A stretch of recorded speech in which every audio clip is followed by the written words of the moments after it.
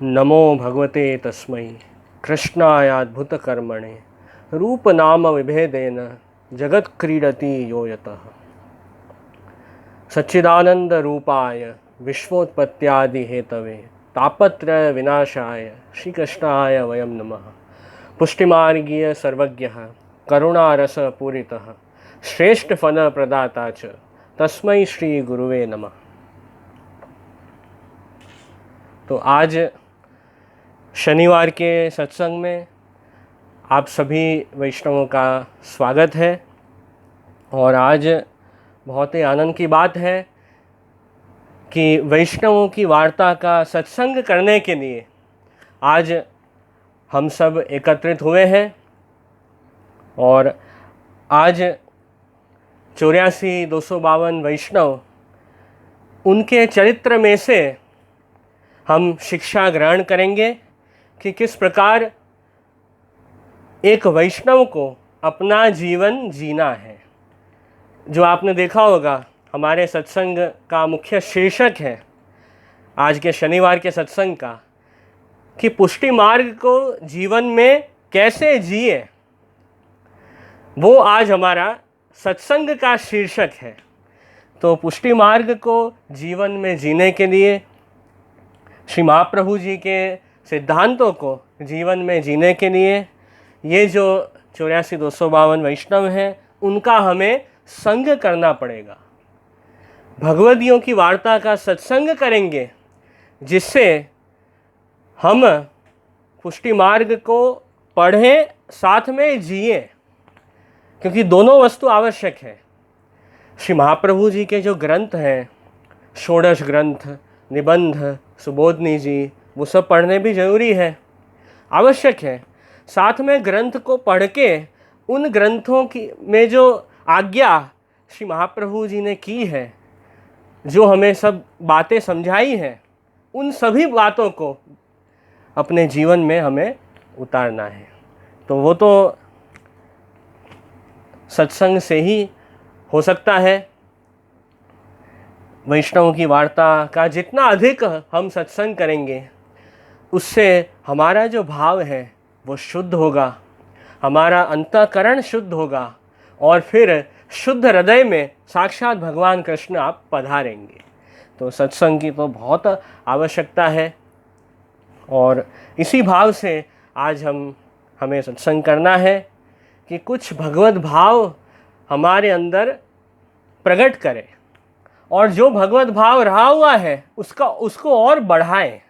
यही तो सत्संग की आवश्यकता है। इसी कारण सत्संग की आवश्यकता है कि सत्संग करने से भगवत भाव प्रकट होता ही है, साथ ही जो भगवत भाव थोड़ा बहुत जो प्रभु कृपा से हमारे अंदर है, उसी भगवत भाव की जो अग्नि है उसको हमें और बढ़ाना है। तो वो बात सत्संग का महात्म्य हमें समझाती है। तो आज मैंने ऐसा विचार किया है कि 84 वैष्णवों की वार्ता में से जो 53 नंबर की वार्ता है, वार्ता नंबर 53, और वैष्णव का नाम है भगवान दास सांचोरा, उनकी वार्ता आज हमें समझनी है। तो आप सभी वैष्णव ध्यान से वार्ता को सुने। और हर बार मैं आप सबको कहता हूँ कि दूसरे सब कामकाज को, दूसरे सब कार्यों में से अपना मन हटाकर सत्संग में ही अपना मन केंद्रित करें, जिससे आप विषय को अच्छी तरह समझ पाएंगे।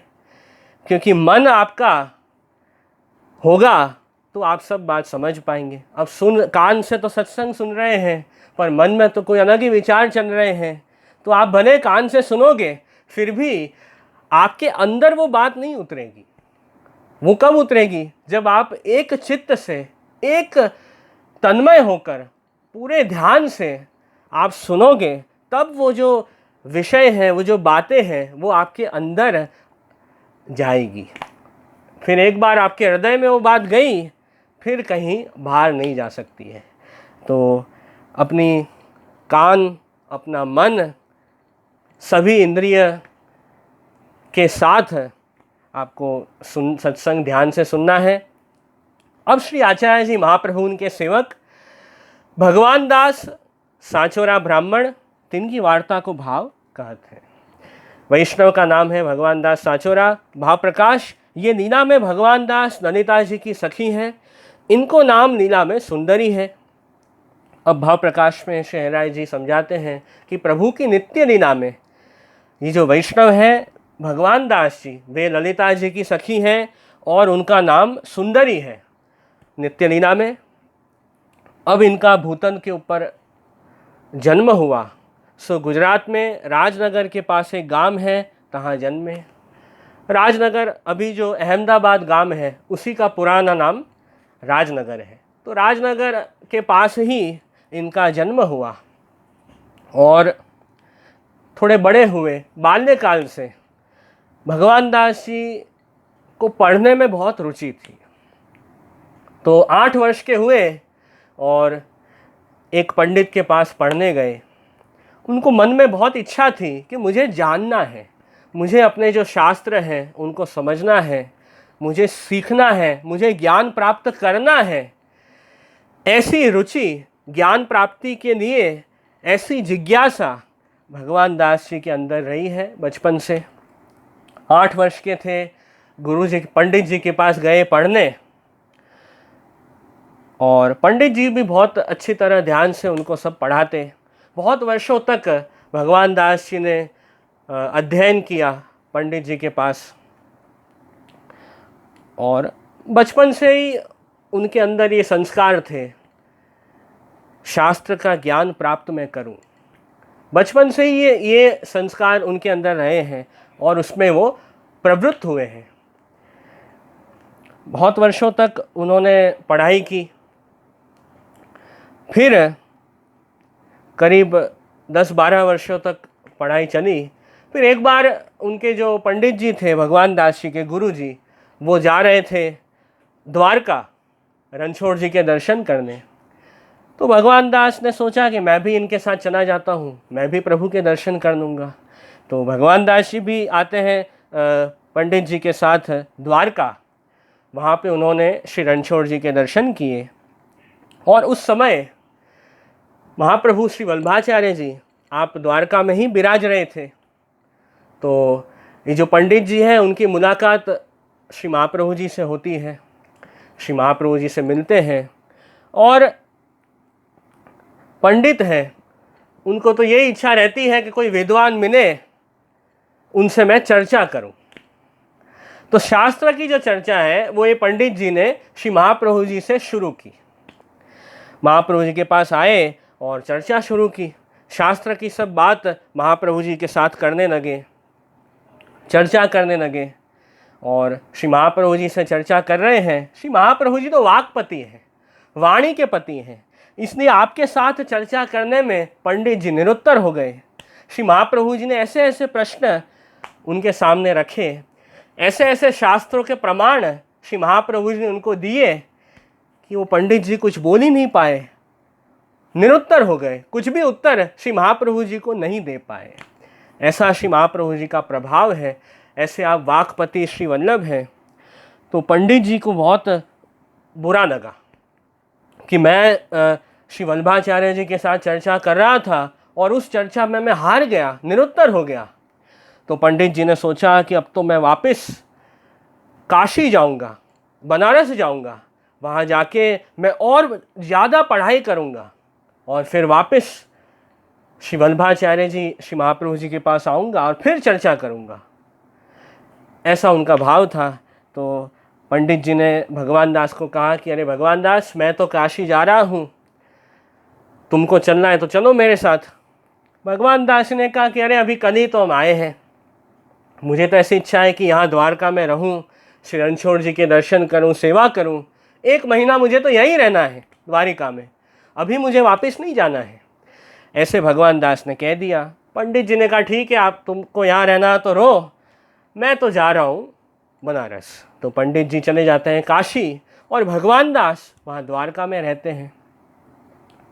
अब भगवान दास को ऐसी इच्छा हुई कि देखो, मैं ये पंडित जी के पास मेरी पढ़ाई कर रहा था, वो ही मुझे पढ़ाते थे, अब ये तो चले गए काशी बनारस अब मुझे कौन पढ़ाएगा। ऐसे सोच के भगवान दास जी श्री महाप्रभु जी के पास आते हैं। श्री महाप्रभु जी से विनती करें कि महाराज आप मुझे पढ़ाओगे कृपा करके। श्री महाप्रभु जी को दंडवत प्रणाम किए, चरण स्पर्श किए और विनती की कि श्री वल्लभ मेरे जो गुरु थे जिनके पास मैं पढ़ रहा था वो तो अब दूर चले गए हैं, उनको पता नहीं अब वापस मैं कब मिलूँगा, और मेरी पढ़ाई है वो तो अधूरी रह गई है।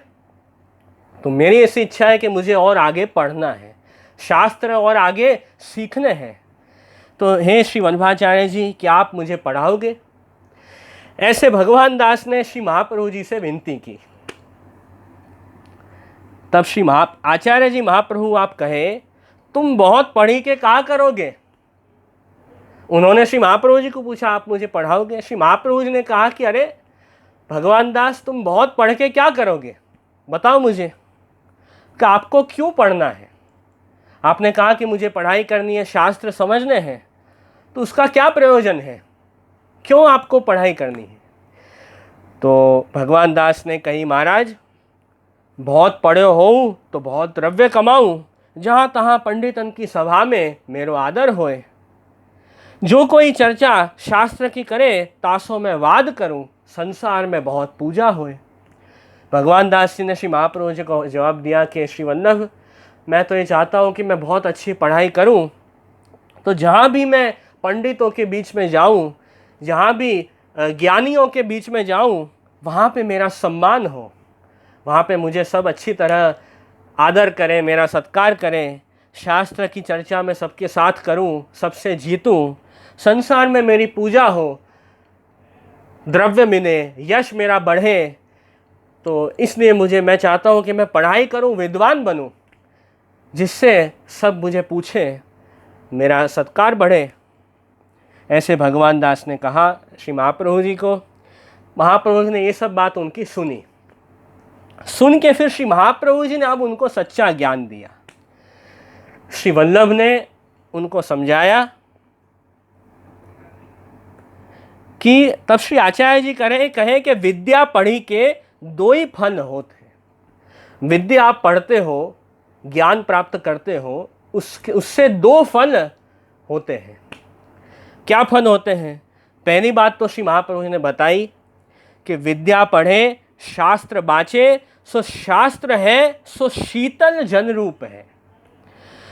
सो शीतल जलवत चित्त जो है शांत हो ही जाए। सबसे पहले श्री महाप्रभु जी ने समझाया कि सुनो, ये जितने भी शास्त्र हैं, वेद, गीता, भागवत, ब्रह्मसूत्र, पुराण, जितने भी शास्त्र हैं वो सब कैसे हैं। तो श्री महाप्रभु जी ने कहा कि ये सब शास्त्र शीतल जल के जैसे हैं। ठंडा पानी, ठंडा पानी हम पीते हैं तो क्या होता है, हमें अंदर ताजगी, शीतलता हमें महसूस होती है, ठंडक मिलती है और शांति मिलती है। बहुत प्यास लगती है किसी को, बहुत गर्मी है चारों दिशा में, बहुत प्यासा व्यक्ति है, वो एक बार ठंडा पानी पी ले तो ऐसी ताजगी उस व्यक्ति को महसूस होती है, ऐसी शीतलता, ऐसी ठंडक मिलती है कि उसे लगता है कि अब तो मुझे बहुत आनंद है, सब आनंद मुझे मिल गया। ऐसा अनुभव उस व्यक्ति को होता है। तो उसी प्रकार श्री महाप्रभु जी समझाते हैं कि आप शास्त्र पढ़ोगे, शास्त्र समझोगे तो शीतल जल के समान आपका जो चित्त है वो शांत हो जाएगा। आपके चित्त में आपको शीतलता का अनुभव होगा। संसार में इतने लोग सब फंसे हुए हैं, संसार के सब कार्य में इतने सब डूब गए हैं कि मन में हमेशा चिंता रहती है, उद्वेग रहता है, टेंशन, क्रोध, अशांति, ये सब जो है आज की ज़िंदगी में, आज की जो फास्ट लाइफ है उसमें खास देखने में आता है। आज किसी के पास समय नहीं है, सब कहते हैं मेरे पास टाइम नहीं है। पूरा दिन 24 घंटे कहाँ निकल जाते हैं पता नहीं चलता है। तो इतनी फास्ट लाइफ सबकी हो गई है कि सब लोग बिज़ी हैं और इतने बिज़ी रहते हैं, इतने काम करते हैं, इतनी प्रवृत्ति में जुड़े हुए रहते हैं कि जो चित्त है वो अशांत हो जाता है। चित्त में शांति नहीं है, हमेशा उद्वेग है, हमेशा चिंता है, ऐसे आज के सब जीव फंसे हुए हैं संसार में। तो यदि जो व्यक्ति है वो शास्त्र पढ़े, शास्त्र समझे, तब उस व्यक्ति को सच्चा ज्ञान मिलता है, प्रभु का ज्ञान प्राप्त होता है, और उससे क्या होता है, चित्त में शांति मिलती है और आनंद प्राप्त होता है। क्योंकि भगवान कृष्ण है वो आनंद स्वरूप है, और कृष्ण भगवान के साथ हम जुड़ेंगे, उनके स्वरूप को जानेंगे, उनके चरित्र, उनकी लीला समझेंगे, उससे हमें केवल आनंद और आनंद मिलेगा, शांति का अनुभव होगा। तो श्री महाप्रभु ने कहा कि शीतल जल के समान ये शास्त्र है, और आपको भी अलौकिक आनंद और शांति प्राप्त होगी उसको पढ़ के। तो विद्या पढ़वे ते चित्त जो है शांत हो जाए, दुख सुख को भगवत इच्छा जाने। जीवन में दुख भी आते हैं, सुख दोनों आते हैं। किसी भी व्यक्ति का ऐसा जीवन नहीं होता है कि हमेशा सुख ही सुख है, दुख आए नहीं, ऐसा नहीं होता है। और सिर्फ दुख ही दुख है, सुख है ही नहीं, ऐसा भी नहीं होता है। दुख भी आते हैं जीवन में, सुख भी आते हैं, दोनों साथ साथ चलते हैं। तो जिसने शास्त्र पढ़े हैं, जो प्रभु का भक्त है, वो कैसे जीवन जीता है, तो उसके लिए श्री महाप्रभु जी समझाते हैं, दुख और सुख दोनों को भगवत इच्छा जाने। जो कुछ भी हो रहा है वो प्रभु की इच्छा से हो रहा है। विवेकस्तु हरि सर्वम निजेच्छातः करिष्यति, यही पुष्टि मार्गीय विवेक है कि सब कुछ प्रभु की इच्छा से हो रहा है। इसलिए जीवन में दुख आ रहे हैं, सुख आ रहे हैं, सब जीवन की हर परिस्थिति में हमें प्रभु के आश्रित रहना है, और ऐसे ही मानना है कि प्रभु की इच्छा से सब हो रहा है। प्रभु ने हमारे लिए कुछ अच्छा ही सोचा होगा। सुख की घड़ी आए जीवन में तो सबसे पहले ठाकुर जी को याद करना है कि देखो प्रभु, हे कृष्ण, हे भगवान कृष्ण, आपने कितनी कृपा की कि मेरे जीवन में सुख की घड़ी आई है। ये सुख मुझे मिल रहा है, वो भी हे प्रभु आपके कारण मिल रहा है। तो सुख में भी ठाकुर जी को याद रखना है। कई लोग ऐसे होते हैं कि दुख में तो प्रभु याद आते हैं, पर सुख में ही ठाकुर जी को ही भूल जाते हैं और सब याद रहता है। ऐसा नहीं करना है। सुख में भी प्रभु पहले याद आने चाहिए। प्रभु को हमें हाथ जोड़ के नमस्कार करने हैं कि ये प्रभु आपकी कृपा है। और दुख आए तब भी हमें यही भाव रखना है कि देखो प्रभु तो सर्वज्ञ है, सब कुछ जानते हैं, और ये परिस्थिति जीवन में आई है उसमें भी ठाकुर जी ने कुछ अच्छा सोचा होगा कि मेरे ही कोई अपराध होंगे, मेरे कोई दोष होंगे, वो ठाकुर जी किसी निमित्त से दूर कर रहे हैं। ऐसे हमें मानना है, प्रभु मुझे शुद्ध कर रहे हैं और मेरे अपराध प्रभु दूर कर रहे हैं, ऐसे हमें भाव रखना है। तो दुख भी आ रहे हैं, उसमें भी कुछ ना कुछ कारण उसमें छुपा हुआ होता है। प्रभु जो करते हैं हमारे अच्छे के लिए ही करते हैं। सब प्रभु ने पहले से सोच विचार के रखा है। हम तो अभी सोचते हैं कि अरे ये कैसे हो गया, ये क्या हो गया, पर प्रभु तो सब जानते हैं। उन्होंने सब वस्तु का विचार पहले से ही कर रखा है। तो हर स्थिति में हमें समान रहना है।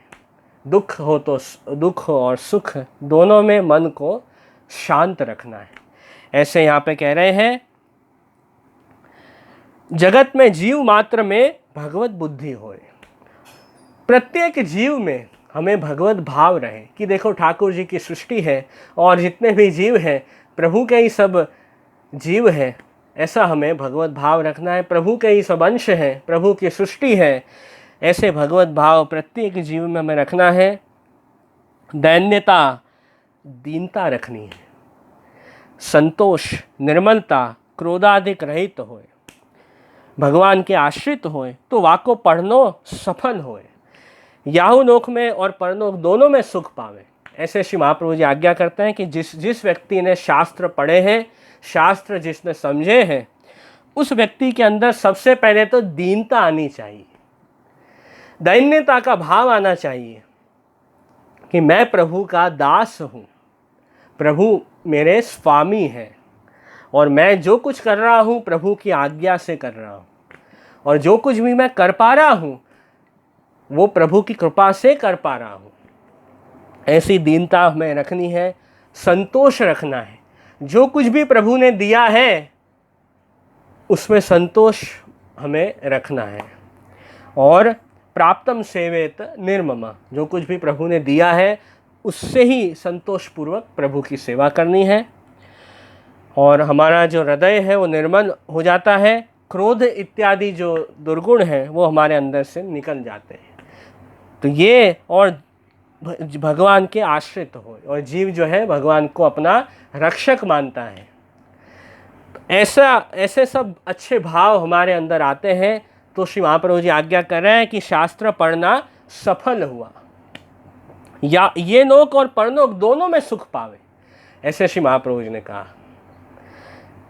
और यदि ओछो पात्र विद्या पढ़े, मतलब छोटा जो पात्र होता है, ऐसा व्यक्ति यदि कोई शास्त्र पढ़ ले तो क्या होगा, तब वह विद्या वाको अग्नि रूप हो ही जाए। जो पहले से ही छोटा पात्र है वो यदि पढ़े, शास्त्र पढ़ेगा, विद्या पढ़ेगा, तो उससे क्या है, वो जो विद्या है वो उसके लिए अग्नि रूप हो जाएगी। एक तो काम क्रोध मद मात्सर्य पहले ही नपटे हो तो ताप पर विद्या पढ़े को मद और बढ़ जावे। ऐसे श्री महाप्रभु जी आज्ञा करें, काहू को जगत में गिने नहीं।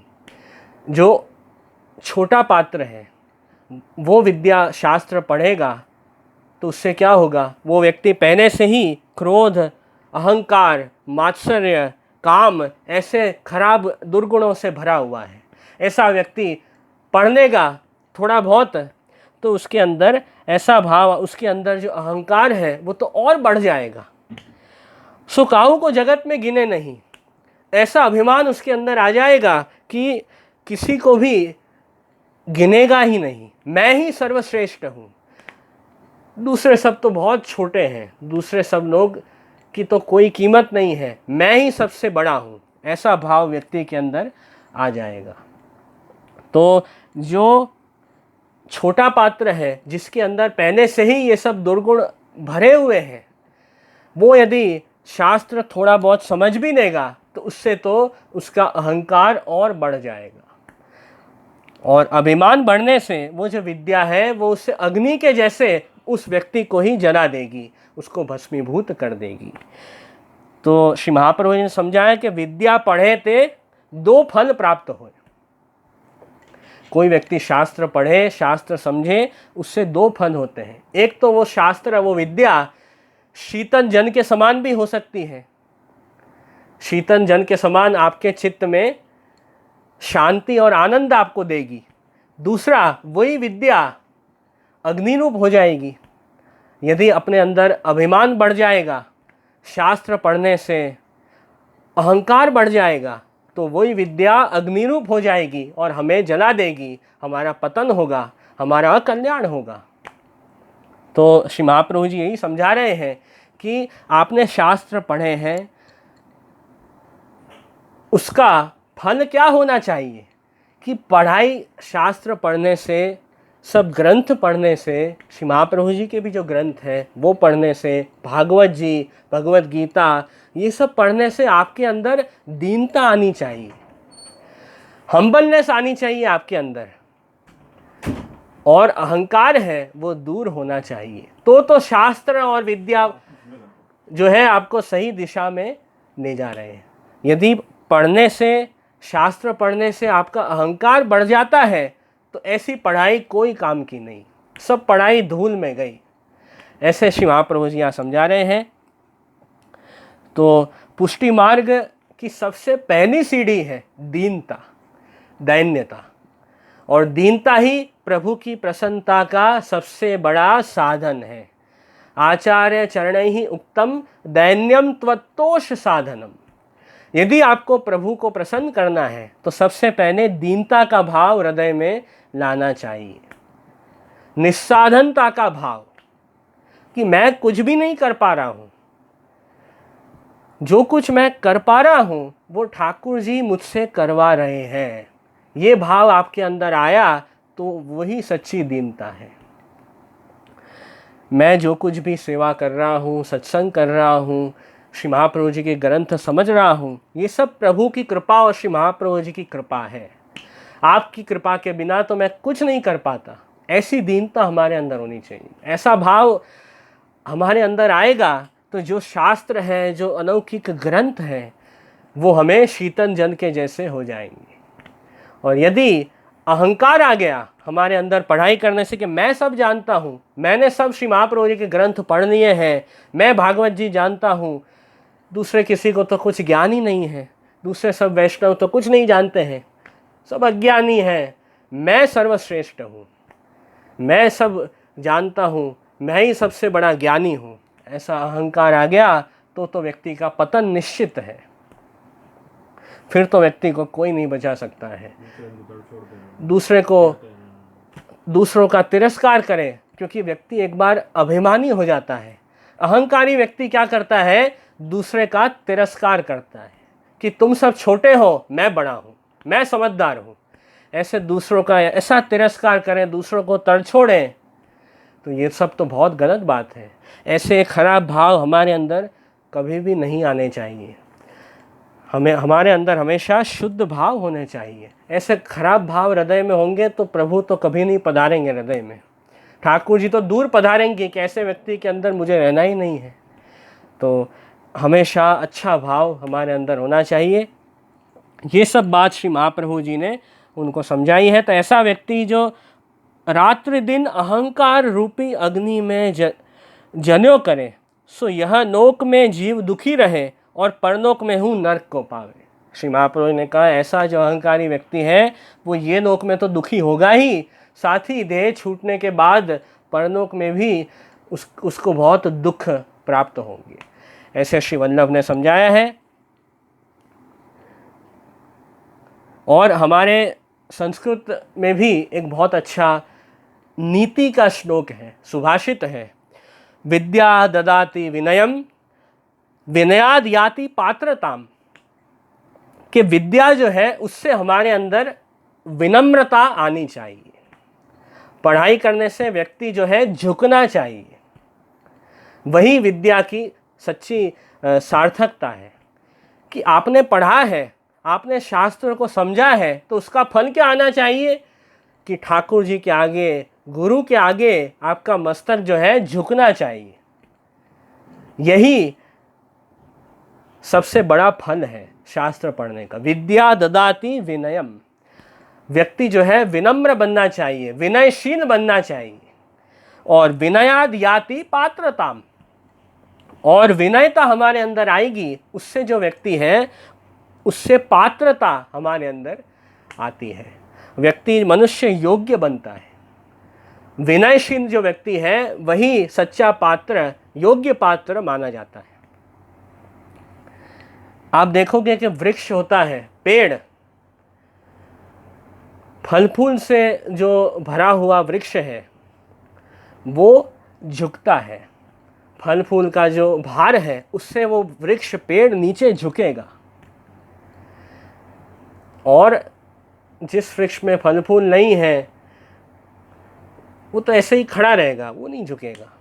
तो इस दृष्टांत से हमें समझना है कि जिस व्यक्ति ने गुरु के मुख से ज्ञान प्राप्त किया है, शास्त्र जिसने पढ़े हैं, ऐसा व्यक्ति जो है हमेशा विनयशील होता है और उसके अंदर पात्रता आती है। पात्रत्वाद धनम आपनोति धनात् धर्मम ततः सुखम, ऐसे कहा है। एक बार व्यक्ति सुपात्र बनता है, अच्छा पात्र है, तो वो क्या करेगा? धन जो है उसका सदुपयोग करेगा, धन को अच्छे कार्य में लगाएगा, हरि गुरु वैष्णवों की सेवा करेगा, सब लोग का कल्याण करेगा, जो ज़रूरतमंद लोग हैं उनकी सेवा करेगा, उनको भी मदद करेगा। तो यही सुपात्र व्यक्ति है, वो धन को सही दिशा में ले जाएगा। और जो कुपात्र है, खराब पात्र है, वो धन से गलत काम करेगा। तो ऐसे अच्छे कार्य, धार्मिक कार्य में अपना जो धन है वो उसमें व्यक्ति लगाता है। ततः सुखम, उससे जो व्यक्ति है सुखी हो जाता है, उस व्यक्ति को आनंद ही आनंद मिलता है। ऐसे यहाँ पे संस्कृत में कहा गया है। तो ये सब बात श्री महाप्रभु जी के मुख से भगवान दास ने सुनी। सुनते ही, ये सब बात सुनते ही उनके मन में ये भाव आया, उनके हृदय में भगवत धर्म का प्रवेश हुआ। ऐसे यहाँ वार्ता में वर्णन है। श्री आचार्य जी के वचन सुनी भगवान दास के हृदय में भगवत धर्म को प्रवेश भयो। सो श्री आचार्य जी को दंडवत करी के विनती करी, महाराज अब मेरे मन को सर्व संदेह दूर भयो। जो सब में भगवत भजन जो है वो सर्वश्रेष्ठ है, ताते अब मोको कृपा करे के शरण देव। भगवान दास ने विनती के, श्री वल्लभ आपके वचनामृत सुनने से मेरे मन में जितनी भी शंकाएं थी सब संदेह दूर हो गया है। अब मैं समझ गया हूँ कि सब सर्व वस्तुओं में भगवत भजन है वो सर्वश्रेष्ठ है, इसलिए अब मैं आपकी शरण में आया हूँ। तो श्री महाप्रभु ने कृपा करके उनको नाम निवेदन, अष्टाक्षर मंत्र और ब्रह्म संबंध की दीक्षा श्री महाप्रभु जी ने उनको दी। और फिर श्री महाप्रभु जी ने आज्ञा की कि आप अपने घर जाओ और वैष्णवों का संग करो। आप अपने घर जाओ, अपने गांव जाओ गुजरात में, और जो वैष्णव है उनका संग करो, सत्संग ज़्यादा से ज़्यादा करो। और कुछ समय में श्री गोवर्धन नाथ जी आप गोवर्धन पर्वत में से प्रकट होंगे, आपका सेवा प्रकार जो है जगत में प्रकट होगा।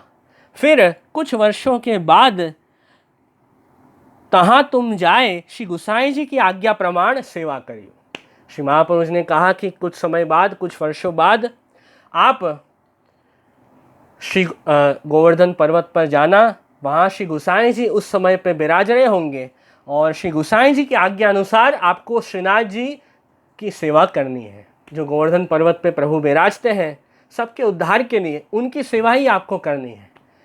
ऐसे श्रीनाथ जी के मंदिर में ही आपको रहना है और सेवा करनी है, ऐसी आज्ञा श्री महाप्रभु जी ने की। क्योंकि श्री महाप्रभु जी तो भविष्य की बात भी जानते हैं। अभी श्री जी का प्रागट्य नहीं हुआ था, पर श्री महाप्रभु जी तो जानते हैं। आपने कहा कि कुछ समय बाद होगा श्रीनाथ जी का प्रागट्य, तो आपको श्री जी की सेवा में ही रखेंगे। तो इतने समय आप अपने घर जाओ, सत्संग करो और मन प्रभु में रखो। ऐसे आपने आज्ञा करके, और आप श्री के जो हस्ताक्षर हैं, श्री महाप्रभु जी ने अपने श्रीहस्त से ब्रह्म संबंध मंत्र का जो श्लोक है, गद्य मंत्र, वो भगवान दास को आपने अपने श्रीहस्त से लिखा और अपने हस्ताक्षर ही उनको पधरा दिए। और आपने आज्ञा करी कि आप जो कुछ भी रसोई करो, जो भी कुछ सामग्री बनाओ, वो ये हस्ताक्षर जी को भोग धर के आप लेना। ऐसे श्री महाप्रभु जी ने उनको आज्ञा की। तब भगवान दास ने विनती करी, महाराज आप जहाँ ताई यहाँ बिराजो हो, तहाँ ताई तो हो आपकी सेवा करूँ। उस समय श्री महाप्रभु जी द्वारका विराज रहे हैं। तो भगवान दास ने विनती करी कि आपने आज्ञा करी है, मैं अपने गांव तो जाऊंगा, पर अभी आप विराज रहे हो तो कुछ आपकी मैं सेवा करूं, आपकी कुछ टहल करूं, ऐसा मेरा मनोरथ है। तो श्री महाप्रभु जी ने कहा, सुखैन करो, जरूर, जैसी आपकी इच्छा। सो भगवान दास जल लावते, रसोई की सगरी परचारगी करते। दूर नदी के पास, नदी में जाकर जन के सब जो हांडे हैं वो भर के लाते और रसोई की परचारगी करते। मतलब रसोई की जो सामग्री है वो सिद्ध करने के लिए जो भी सब हेल्प चाहिए, जो भी सब ऊपर की जो टहन होती है, वो सब भगवान दास करते। परचारगी का क्या मतलब होता है? जैसे यहाँ का रसोई की परचारगी, मेन सामग्री सिद्ध करने के लिए हमें जितना भी सहयोग चाहिए, जितनी भी मदद चाहिए, जैसे बाहर से सब वस्तु लेके आना, शाक भाजी फल फूल सब लाना, उनको संवारना, उनको खासा करना, तो ये सब जो है परचारगी की टहन है। फिर सब पात्र खासा करने, जो ठाकुर जी के जो पात्र होते हैं, भोग के सब पात्र मांझने, और सब रसोई जो है वो साफ करनी, और सोनी मंदिर वस्त्र करना, ये सब जो है परचारगी की टहन मानी जाती है। तो मुख्य सेवा को करने के लिए जितनी भी हमें सहयोग चाहिए, जितनी भी मदद चाहिए, वो सब परचारगी की सेवा है। तो भगवान दास जी सब ये सब सेवा बहुत भाव से करते। और श्री आचार्य जी जब कथा कहते तब पाछे ठाड़े होई के चवर करते। महाप्रभु जी का तो रोज का नियम, रोज श्री महाप्रभु जी श्री भागवत श्री सुबोधनी जी की कथा आप सब वैष्णवों को सुनाते और सब आपके वचनामृत सुनते। तो उस समय भी श्री महाप्रभु जी के पीछे खड़े होके आपको चवर और पंखा करते श्री महाप्रभु जी को। ऐसा उनका ऊंचा भाव है। ऐसी गुरु सेवा भगवान दास करते हैं। गुरु सेवा भी बहुत आवश्यक है, क्योंकि गुरु की सेवा करने से ठाकुर जी प्रसन्न होते हैं, प्रभु की कृपा प्राप्त होती है। इसलिए वैष्णव ऐसा आग्रह रखते हैं कि भाव से गुरु की भी सेवा करते हैं, वैष्णव की सेवा करते हैं, गुरु की सेवा करते हैं। उससे अंत में भगवान कृष्ण की कृपा, आपकी प्रसन्नता जीव को प्राप्त होती है। तो इसी भाव से सेवा में जुड़ते हैं। तब श्री महाप्रभु जी हूँ श्री आचार्य जी भगवान दास के ऊपर बहुत प्रसन्न हुई के चतुश्लोकी ग्रंथ आप उनको पढ़ाए। चतुश्लोकी जो आपका षोडश ग्रंथ में बहुत ही सुंदर ग्रंथ है। 4 श्लोकों में श्री महाप्रभु जी ने पुष्टि मार्गीय धर्म, अर्थ, काम और मोक्ष उसका निरूपण किया है। तो ये ग्रंथ भी श्री महाप्रभु जी ने भगवान दास को पढ़ाया है, क्योंकि षोडश ग्रंथ के जो सब ग्रंथ हैं वो सभी ग्रंथ श्री महाप्रभु जी ने कोई ना कोई आपके सेवक, कोई ना कोई वैष्णव को पढ़ाए हैं। जैसे प्रश्न वैष्णवों ने आपको पूछे और जैसा वैष्णव का अधिकार, उस अनुसार श्री महाप्रभु जी ने उन्हें ये सब ग्रंथ षोडश ग्रंथ के पढ़ाए हैं। और ऐसे भगवदियों को निमित्त बनाकर आज के जो आधुनिक जीव हैं उनके ऊपर भी श्री महाप्रभु जी ने खूब कृपा की है कि हमें भी ये सब श्री वल्लभ के ग्रंथ प्राप्त हो रहे हैं। तो ये बहुत बड़ी कृपा है।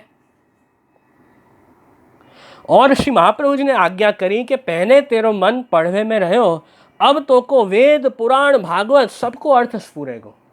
श्री महाप्रभु जी ने कहा कि पहले आपने पूछा था कि मुझे कुछ पढ़ना है, शास्त्र पढ़ने हैं, तो श्री महाप्रभु जी ने कहा कि ये चतुश्लोकी ग्रंथ मैंने आपको पढ़ाया है। ये ग्रंथ पढ़ने से वेद, गीता, भागवत सब शास्त्रों का जो सार है, सब शास्त्रों का जो अर्थ है, उसका ज्ञान आपको हो जाएगा। ऐसे आशीर्वाद श्री महाप्रभु जी ने उनको दिए। तो देखो चतुश्लोकी ग्रंथ का भी महात्म्य ये वार्ता में हमें देखने मिल रहा है कि सब शास्त्रों का जो सार है, जो निचोड़ है, वो श्री महाप्रभु जी ने हमें ये ग्रंथ में समझा दिया है। फिर भगवान दास श्री महाप्रभु जी की आज्ञा अनुसार श्री वल्लभ को दंडवत करके अपने घर जाते हैं और श्री महाप्रभु जी आगे पधारे अनेक जीवों का उद्धार करने। और कुछ वर्षों के बाद वापस भगवान दास ने सोचा कि अब तो मुझे ब्रज में जाना है। ब्रज में श्री महाप्रभु जी ने आज्ञा की है कि श्रीनाथ जी की सेवा करनी है। तो कुछ वर्षों के बाद भगवान दास पुनः गोवर्धन पर्वत जतिपुरा आते हैं। वहाँ श्रीनाथ जी के दर्शन किए, बहुत आनंद हुआ। और उस समय श्री गुसाई जी वहाँ विराज रहे थे, श्री गुसाई जी श्री जी की सेवा में। तो भगवान दास आए श्री गुसाई जी के पास, श्री गुसाई जी को दंडवत की और विनती करी, महाराज मैं श्री महाप्रभु जी का सेवक तो बहुत वर्षों पहले हुआ था, ब्रह्म संबंध भी मैंने लिया है, और श्री वल्लभ ने ही मुझे आज्ञा की है कि मुझे आपके पास आना है और आपकी आज्ञा से श्री जी की सेवा करनी है। ऐसी विनती भगवान दास ने श्री गुसाई जी को करी। तो श्री गुसाई जी भी बहुत प्रसन्न हो गए और आपने भी कृपा करके आज्ञा की कि भगवान दास आपको श्रीनाथ जी की जो बालभोग की सेवा है, जो रसोई की सेवा है, वो मैंने आपको सौंपी है। क्योंकि भगवान दास साचौरा ब्राह्मण हैं, तो उनको श्री जी की जो बालभोग की रसोई की जो टहन है, सेवा है, वो आपने उनको दी है श्री गुसाई जी ने। तब भगवान दास सुंदर सामग्री करते, सुंदर सुंदर सामग्री सिद्ध करके, सखड़ी अनसखड़ी सब सुंदर सामग्री सिद्ध करके श्रीनाथ जी को अरोगाते। तो ऐसी प्रभु की सेवा इनको प्राप्त हुई है। और सेवा तो बहुत भाव से करते, प्रेम से करते। अब एक दिन क्या हुआ, भगवान दास ने श्रीनाथ जी की सामग्री सिद्ध की, बालभोग की सामग्री बनाई, पर थोड़ी जल गई अग्नि में। तो सामग्री जल गई तो भगवान दास ने बिगड़ी हुई भोग धर दी। अब सामग्री जल गई तो वैसी सामग्री उन्होंने भोग धर दी श्रीनाथ जी को। सो जब श्री गोसाई जी भोग सराहने को पधारे तब बिगड़ी सामग्री देखी, भगवान दास के ऊपर बहुत खींचे। श्री गोसाई जी ने देखा कि श्रीनाथ जी के भोग में जो जली हुई सामग्री है, जो बिगड़ गई है, ऐसी सामग्री भोग में धरी है। तो श्री गोसाई जी को पसंद नहीं आया। श्री गोसाई जी क्रोधित हुए, खींचे भगवान दास के ऊपर और उनको कहा कि अरे ऐसी असावधानी, ऐसी बेदरकारी सेवा में कैसे, बिगड़ी हुई सामग्री कैसे श्री जी को भोग धर दी। जो वस्तु हम खुद ही नहीं ले सकते हैं, जैसे कोई सामग्री जल जाती है, कोई खाने का पदार्थ जल जाता है, खराब हो जाता है, तो हम ही वो नहीं खाते हैं, हम ही फेंक देते हैं। तो ऐसी वस्तु हम ठाकुर जी को कैसे भोग धरें। ऐसे श्री गोसाई जी ने उनको समझाया और भगवान दास जी को सेवा से बाहर कर दिया कि आपका सेवा में काम नहीं है, आपने तो प्रभु का अपराध किया है ऐसी सामग्री भोग धर के। तो आप अभी आप सेवा में मत रहो, अब सेवा से आप बाहर बैठो आराम से, सेवा में आपका काम नहीं है। ऐसे श्री गोसाई जी ने उनको दंड दिया। तब भगवान दास एक कोने में बैठे के रुदन करन लागे, अब मैं कहाँ करूँ, ये तो मुझसे अपराध हो गया। और भाव प्रकाश में शहराय जी समझाते हैं कि श्री गोसाई जी इतने क्रोधित भगवान दास के ऊपर क्यों हुए कि सामग्री जल गई, बिगड़ गई, तो दूसरे सिद्ध करने थे। जीव है, मनुष्य है, अपराध गलती हो जाती है तो चिंता नहीं, गलती होती है, पर ऐसी वस्तु ठाकुर जी को भोग तो मत धरो, दूसरी सामग्री अच्छी तरह से बनाओ फिर भोग धरो ठाकुर जी को। ऐसे श्री गोसाई जी ने उनको समझाया कि आलस कभी सेवा में नहीं करना है, कि अब देखो ये वस्तु तो जल गई, अब कहाँ मैं दूसरी सामग्री वापस सिद्ध करने बैठूं, यही जो बना है वो धर देता हूँ ठाकुर जी को। ऐसे सेवा में कभी भी आलस नहीं करना है। सेवा में तो हमेशा हमें तैयार रहना है कि कैसे प्रभु के सुख का हम विचार करें, कैसे अच्छी तरह से हम ठाकुर जी की सेवा में तत्पर रहें। ऐसे प्रभु के सुख का विचार करके हमें सेवा में तत्पर होना है, कभी भी आलस नहीं करना है, हमेशा फुर्ती के साथ हमें सेवा करनी है। ऐसे यहाँ पे श्री गोसाई जी ने सिखाया है उनको। श्री गोसाई जी ने कहा कि हम सो कहते तो हम करते, आपको दूसरी सामग्री सिद्ध करने में आलस आया तो हमको कह देते, हम सिद्ध कर देते। ऐसे श्री गोसाई जी ने कहा। तो ये सब वार्ता प्रसंग से हमें शिक्षा मिल रही है। श्री गोसाई जी और ये भगवान दास जी हमें सिखा रहे हैं कि देखो सेवा में एक तो आलस नहीं करना है, दूसरा ऐसे कभी भूल हो जाए सेवा करते करते तो उस भूल को हमें वापस सुधार देना है, उस भूल को आगे कंटिन्यू नहीं करना है। ये तो एक के बाद दूसरी भूल हो गई, सामग्री जल गई वो तो भूल हुई, पर वही जली हुई वस्तु ठाकुर जी को और धर दी, तो एक नहीं दो अपराध हो गए। तो हमें शांत चित्त से जो भी भूल होती है उसको सुधार देना है, वापस हमें ये देखना है कि अब हम क्या करें जिससे वो भूल आगे रिपीट नहीं हो, वो हमें सोचना है। और भूल होती क्यों है सेवा में, कभी कभी हो जाती है, उसका कारण है कि चित्त कहीं भटकता है, चित्त भटकता है तभी भूल होती है। तो हमें ये सीखना है कि हमें हमारा जो चित्त है, मन है, वो एकाग्रता से सेवा में रखना है, प्रभु में मन रखकर हमें सेवा करनी है। और सब जिस समय हम सेवा कर रहे हैं ठाकुर जी की, उस समय मन में लौकिक विचार नहीं लाने हैं, एक ध्यान से एक चित्त से ठाकुर जी की सेवा करनी है, तो फिर भूल भी नहीं होगी सेवा में। ये बात हमें खास यहाँ सीखने मिल रही है ये वार्ता में से। अब भगवान दास जी बहुत दुखी हो गए कि देखो मेरे से अपराध हो गया और श्री गोसाई जी ने मुझे सेवा से बाहर निकाल दिया, अब मैं क्या करूं, ठाकुर जी की सेवा के बिना अब मैं कैसे जीवन जीऊं, प्रभु के बिना तो मेरा जीवन ही बेकार है, ऐसा भाव उनके अंदर आ रहा है। तो भगवान दास गए, जतिपुरा में गोविंद कुंड है, वहाँ जाके बैठ गए। वहाँ अच्युत दास जी भी उस समय बैठे थे, श्री महाप्रभु जी के सेवक हैं। और श्री महाप्रभु जी ने ऐसी कृपा करी है अच्युत दास के ऊपर कि उनको मानसी सेवा सिद्ध थी। तो हमेशा गोविंद कुंड में बैठ के मानसी सेवा करते। तो अच्युत दास के पास भगवान दास जी आए और सब उनकी बात की कि देखो ऐसे मुझसे आज सेवा में भूल हुई और श्री गोसाई जी ने मुझे सेवा से बाहर निकाल दिया। तो अच्युत दास ने समझाया कि सामग्री सावधानी से करिए, सेवा जो है वो सावधानी से हमें करनी है, ये उन्होंने समझाया। और कहा कि अब तुम चिंता मत करो, श्री गोसाई जी तो परम दयालु हैं। अच्युत दास कहते हैं कि अरे वैष्णव चिंता मत करो, भगवान दास जी, श्री गोसाई जी तो आप दयालु हैं, हम तो कहते ही हैं श्री गोसाई जी परम दयाल की जय।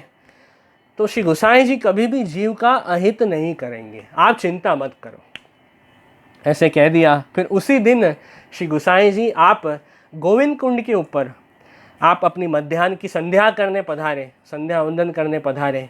और वहाँ अच्युत दास जी के पास श्री गोसाई जी पधारे। अच्युत दास जी को दर्शन देने श्री गोसाई जी आप सामने से पधारते, ऐसा आपका रोज का नियम। तो श्री गोसाई जी ने उनको दर्शन दिए। और फिर अच्युत दास उस समय बहुत दुखी थे, उनकी आँख में से अश्रु के प्रवाह जा रहे थे। तो श्री गोसाई जी ने पूछा अच्युत दास जी को कि अच्युत दास आप इतने दुखी क्यों हो, क्या हुआ? तब अच्युत दास ने श्री गोसाई जी से विनती करी, महाराज श्री आचार्य जी ने जीवन को आपको सौंपे हैं, श्री महाप्रभु जी ने ये जो पुष्टि जीव है वो आपको सौंपे हैं।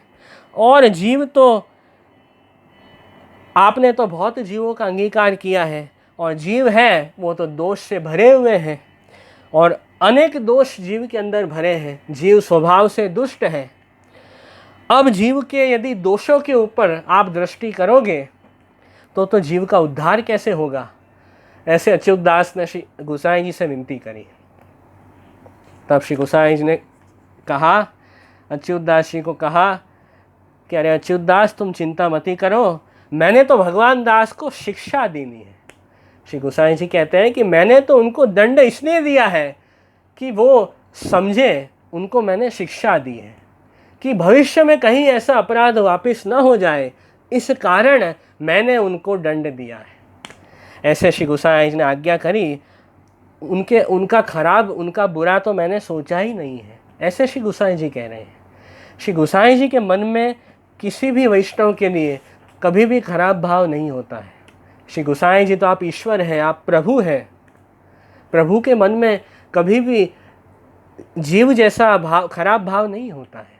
मनुष्य कैसे एक दूसरे के प्रति घृणा रखते हैं, खराब भाव रखते हैं, ऐसे भाव गुरु के अंदर होते ही नहीं हैं। गुरु तो सब वैष्णवों के प्रति समान भाव रखते हैं, सबके प्रति कृपा दृष्टि होती है गुरु की, तो कि कैसे शिष्य, कैसे वैष्णव का कल्याण हो, उसी में गुरु तत्पर रहते हैं। तो दंड दिया है श्री गोसाई जी ने, उनको सेवा से बाहर किया है, उसमें भी श्री गोसाई जी की कृपा है कि दंड आप देंगे तो वो सीखेंगे, ऐसे आपका भाव है। और फिर श्री गोसाई जी ने भगवान दास का हाथ पकड़ के उनको वापस श्रीनाथ जी की सेवा सौंपी है, ऐसे यहाँ वार्ता प्रसंग में वर्णन है। और उनको वापस आज्ञा करी कि आप अब सावधानी से प्रभु की सेवा करो। तो ऐसे कृपालु हैं हमारे श्रीजी बाबा, श्री महाप्रभु जी, श्री गोसाई जी, कि भले ही जीव अनेक दोषों से भरा हुआ है, फिर भी उस जीव का कभी त्याग नहीं करते हैं। उस जीव के द्वारा की हुई सेवा आप स्वीकारते हैं और उसको दंड, जीव को दंड देके उसके दोष प्रभु दूर करते हैं और उस जीव को शुद्ध कर देते हैं, ऐसे कहा है। और श्री महाप्रभु जी भी पुष्टि प्रभा मर्यादा ग्रंथ में आज्ञा करते हैं, आसक्तौ भगवानेव शापम दापयति क्वचित अहंकारे अथवा लोके तन मार्ग स्थापनाय ही। श्री महाप्रभु जी आज्ञा करते हैं कि प्रभु जो है वे जीव को दंड देते हैं, श्राप देते हैं। ऐसा बहुत जगह पे देखने में आता है। भागवत जी की भी बहुत कथाओं में ऐसी बात देखने में आती है कि ठाकुर जी ने इसको श्राप दिलवाया किसी ऋषि मुनि से, किसी व्यक्ति को, किसी को दंड दिया, तो भगवान ऐसे क्यों करते हैं? क्या भगवान के अंदर दया नहीं है? यदि भगवान के अंदर दया है तो भगवान श्राप क्यों दिलवाते हैं, दंड क्यों देते हैं? ऐसा प्रश्न हो, इसलिए श्री महाप्रभु जी ने कहा आसक्तौ भगवान एव शापम दापयति क्वचित्। कभी कभी क्या होता है, व्यक्ति प्रभु को भूल जाता है। इतना व्यक्ति लौकिक में खो जाता है, संसार में लौकिक में इतना आसक्त हो जाता है कि प्रभु जो अपने स्वामी हैं उनको ही भूल जाता है। तो ऐसे जो अन्य आसक्त, प्रभु को छोड़ के जो अन्य विषयों में जो व्यक्ति की आसक्ति है, उस कारण प्रभु जो है उस जीव को श्राप देते हैं, दंड दिलवाते हैं, जिससे उस व्यक्ति का मन लौकिक में से हटकर प्रभु में लगे।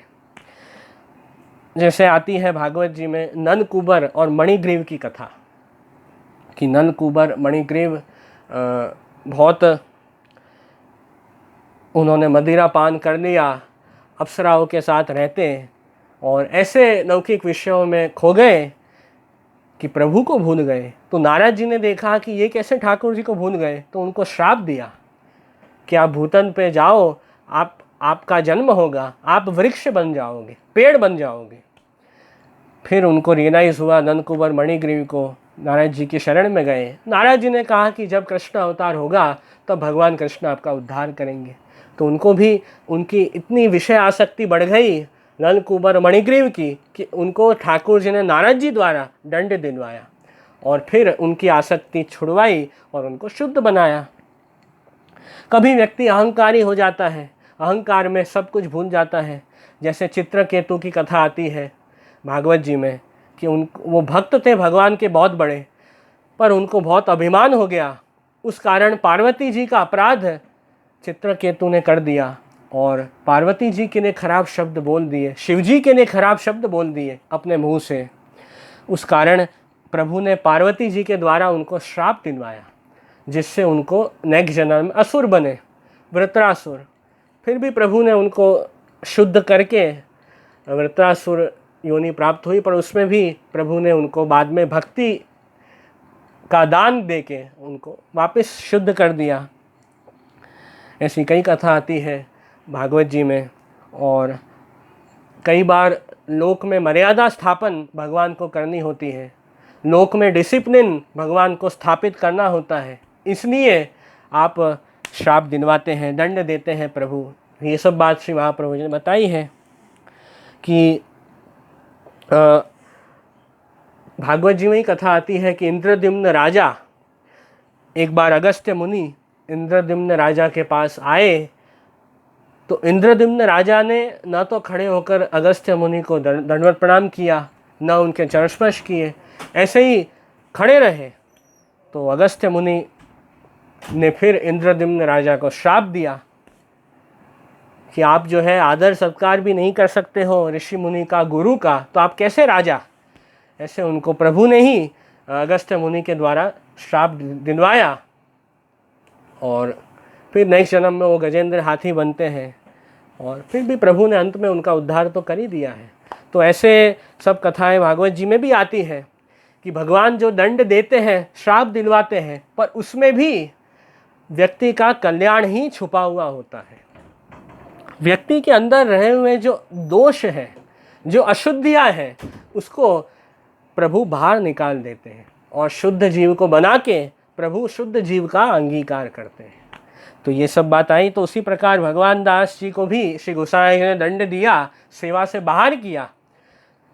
उससे उनको जो हृदय में विरह ताप हुआ प्रभु की सेवा का कि अरे अब मैं ठाकुर जी की सेवा में कब जाऊंगा, अब मैं कैसे सेवा कर पाऊंगा ठाकुर जी की, ऐसा जो ताप उनके अंदर हुआ, उस विरह ताप के कारण भगवान दास के जो दोष थे, जो अपराध थे, वो दूर हो गए और फिर वापस शुद्ध होके श्री गोसाई जी की कृपा से, वापस श्री गोसाई जी की आज्ञा से वे प्रभु की, श्री जी की सेवा में गए। और बहुत सुंदर कीर्तन भगवान दास ने उस समय गाया, श्री विठ्ठलेश चरण कमल पावन त्रैलोक्य करण दरस परस सुंदर वर वार वार वंदे। भगवान दास ने कहते हैं कि श्री गोसाई जी के जो व्यक्ति दर्शन करता है, दंडवत करता है, चरण स्पर्श करता है, वो व्यक्ति तो पवित्र हो जाता है और तीनों लोक में वो व्यक्ति जो है पवित्र हो जाता है, सब जीव पवित्र हो जाते हैं। ऐसी श्री गोसाई जी की कृपा है। तो ऐसे सुंदर पद जो है भगवान दास ने श्री गोसाई जी के सन्मुख गाया। ये कीर्तन सुन के श्री गोसाई जी बहुत प्रसन्न हुए और फिर भगवान दास जी बहुत मन लगा के श्रीनाथ जी की सेवा करते और भय संयुक्त सेवा करन लागे। सेवा तो हमें करनी है प्रेम से ठाकुर जी की, पर उसमें भय किसका रखना है? अपराध का भय, कि कहीं कुछ भूल ना पड़ जाए सेवा में, उसकी सावधानी हमें रखनी है। और कुछ ज़्यादा डरना नहीं है सेवा में, ज़्यादा डरना नहीं है, पर सिर्फ सावधानी रखनी है। सावधानी के साथ जो है ठाकुर जी की सेवा करनी है। ये बात की शिक्षा श्री गोसाई जी ने दी है। तो ऐसे सेवा करते करते श्रीनाथ जी सानुभावता जताने लगे, भगवान दास के साथ बातचीत करने लगे, विशेष अनुभव उनको जताते, ऐसी कृपा श्री जी उनके ऊपर करते। तो भगवान दास श्री महाप्रभु जी कैसे कृपा पात्र भगवदीय हैं, सो इनकी वार्ता कहाँ तय कही है। ऐसी हमने आज 84 वैष्णव की वार्ता में से 53 नंबर की जो वार्ता है भगवान दास की, वो हमने आज समझी है और बहुत कई बातें हमें ये वार्ता में से सीखने मिली है और बहुत ही सुंदर वार्ता रही। आज के प्रैक्टिकल जीवन में हमें बहुत उपयोगी है। तो ऐसा सुंदर वार्ता है। आज हमने सत्संग किया, मुझे बहुत आनंद आया। तो यही अब हम आज के सत्संग का समापन करेंगे। आश्रय का पद गान करके यही सत्संग समापन करेंगे।